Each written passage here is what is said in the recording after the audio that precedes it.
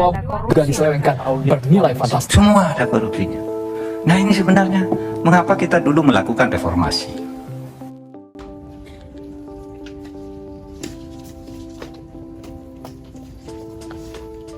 Halo semua, saya Eko Rifandi. Saya bersama rekan saya akan membahas kasus audit investigatif.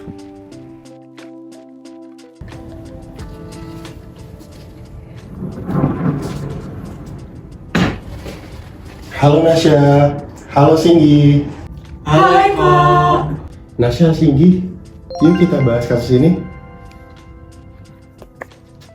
Pertumbuhan ekonomi di Indonesia dapat didorong oleh kemampuan setiap wilayah dalam mengelola keadaan finansial daerahnya. Seiring dengan pertumbuhan yang ada, terdapat juga pihak-pihak yang memanfaatkan situasi tersebut dengan cara melakukan aktivitas yang dapat merugikan negara seperti tindakan fraud. Grafik berikut ini memperlihatkan jenis fraud yang paling merugikan di Indonesia dan tren kasus korupsi di Indonesia. Seperti pada penjelasan sebelumnya yang membahas tren kasus korupsi serta fraud paling merugikan, potensi kecurangan akan terus terjadi pada kasus yang akan dibahas. Bahkan, mirisnya mereka melakukan kecurangan dengan membawa embel-embel jabatan yang sedang mereka emban. Maka dari itu perlu adanya peran auditor investigatif untuk membacakan kasus kecurangan tersebut. Pada kasus BUMD ABC terdapat indikasi ketidakwajaran. Hal ini dilaporkan oleh Ketua Badan Pengawas yang menyatakan terdapat penyimpangan keuangan yang menimbulkan kerugian negara. BUMD diketahui menunggak biaya docking yang semestinya telah dibayarkan melalui subsidi angkutan pelayaran perintis dan Satker Perhubungan Darat Provinsi ABC. Keadaan tersebut mengindikasikan ketidakwajaran. Biaya yang seharusnya sudah tidak lagi dibebankan tetapi pada nyatanya terdapat tunggakan. Lalu terjadinya pungutan liar yang dilakukan oleh adik kandung Direktur Utama yaitu Mr. C yang juga menjadi seorang pengawas kapal feri. Perilaku tersebut menunjukkan adanya perbuatan memperkaya diri dengan melakukan penyalahgunaan jabatan, serta diduga adanya kelebihan dana atas pembayaran yang dilakukan dari hasil mendapatkan fee sebesar 10% dari nilai kontrak, tetapi pendapatan yang didapatkan tidak masuk ke dalam kas perusahaan. Berikut gambaran kasus pada BUMD ABC. Pada kasus ini, kecurangan terjadi saat diketahui adanya tunggakan atas biaya docking yang merupakan sebuah biaya operasional yang seharusnya dibayarkan melalui subsidi dari Kementerian Perhubungan. Tunggakan yang ada tentu menjadi suatu hal yang patut dicurigai karena tidak semestinya masuk ke tagihan BUMD. Tim kami mengasumsikan bahwa Dok Perkapalan W bekerja sama dengan pihak dari BUMD dengan membuat tagihan palsu yang ditagihkan ke BUMD ABC. Dengan begitu, pihak dari BUMD dapat menyalurkan dana perusahaan untuk membayar tagihan palsu atas persekongkolan dari kedua belah pihak yang menyebabkan terjadinya double cost dari tagihan palsu biaya docking dengan tujuan untuk mendapatkan uang dari BUMD. Strategi ini sudah tercium lebih dulu oleh badan pengawas yang menyebabkan kasus ini dilaporkan. Asumsi selanjutnya, Mr. C melakukan pungutan liar yang dilakukan dengan cara meminta staf pengawas lapangan untuk menyerahkan bayaran yang dikenakan setiap perjalanan kapal. Jika diperhitungkan, pungutan liar yang diambil melalui cara seperti itu sebesar 3 juta per harinya. Selain itu, terungkap pula kasus penyelewengan dana atas pendapatan yang diraih perusahaan dengan cara perhitungan fee yang didapatkan dari 10% dikali nilai kontrak. Kasus ini dapat dikategorikan sebagai aset misappropriation karena adanya penggelapan pendapatan yang seharusnya menjadi aset perusahaan. Berbagai kecurangan yang dilakukan pada kasus ini menimbulkan kerugian negara. Menurut standar Aparat Pengawas Intern Pemerintah atau APIP, ada beberapa langkah atau tahap yang harus dilakukan untuk membuktikan kecurangan, yaitu berupa perencanaan, pengumpulan dan pengujian bukti audit, pelaporan bukti audit, dan tindak lanjut audit investigatif. Mari kita bahas berdasarkan kasus ini. Pada tahap yang pertama yaitu perencanaan.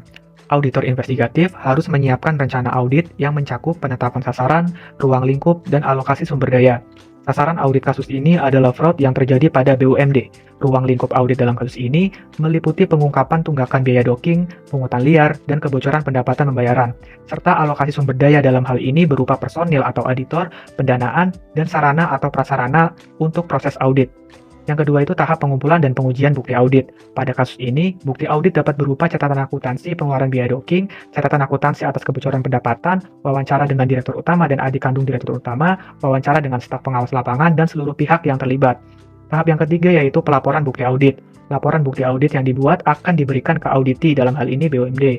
Auditi akan dimintai tanggapan atas hasil audit tersebut, untuk kemudian akan diserahkan ke pihak terkait untuk proses berikutnya. Tahap yang terakhir yaitu tindak lanjut audit investigatif.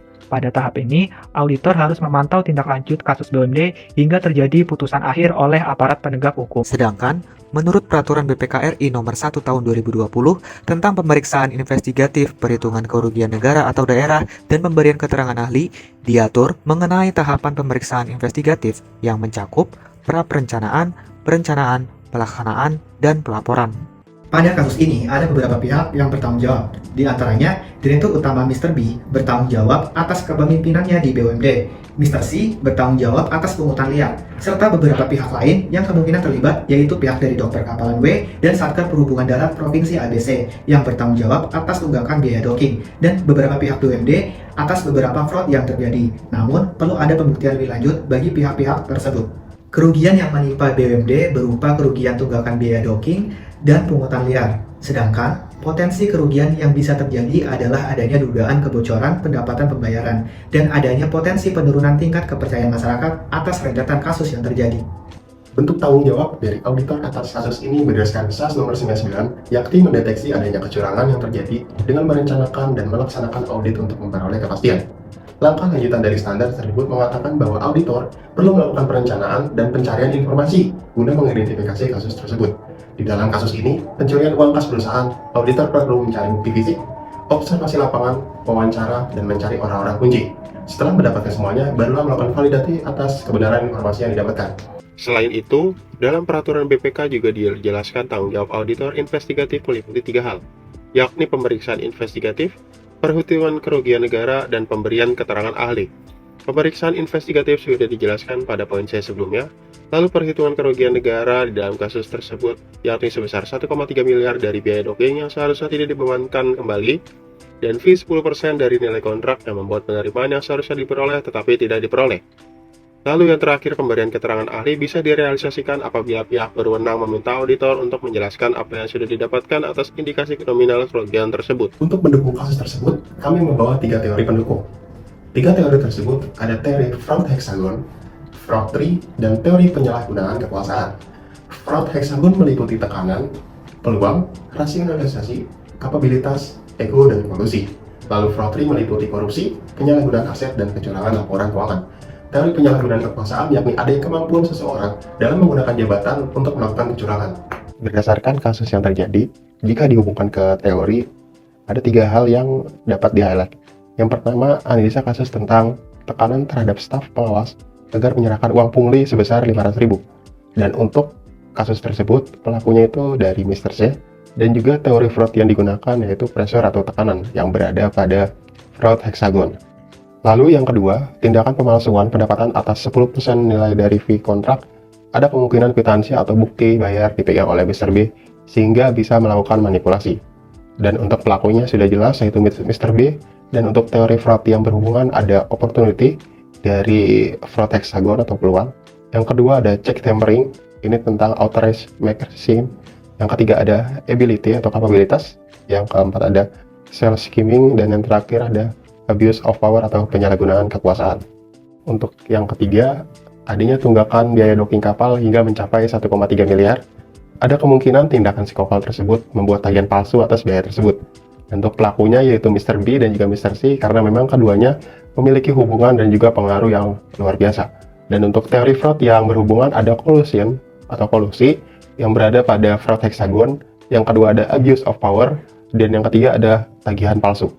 Kesimpulan pada kasus ini ialah adanya perilaku fraud pada BUMD tentu menyebabkan terjadinya kerugian negara dan berpotensi menurunkan tingkat kepercayaan. Kasus ini tidak hanya menimpa Direktur Utama tetapi juga berhubungan dengan adik dari Direktur Utama yaitu Mr. C. Adanya hubungan spesial ini membuka peluang terjadinya kecurangan yang masif. Kinerja audit forensik dan penegak hukum diharapkan bisa berjalan secara optimal dan memadai supaya kasus yang sedang ditangani dapat terungkap. Perusahaan juga disarankan untuk membentuk sistem pengendalian internal yang lebih tepat guna agar di kemudian hari kasus serupa tidak terjadi dan dapat dicegah.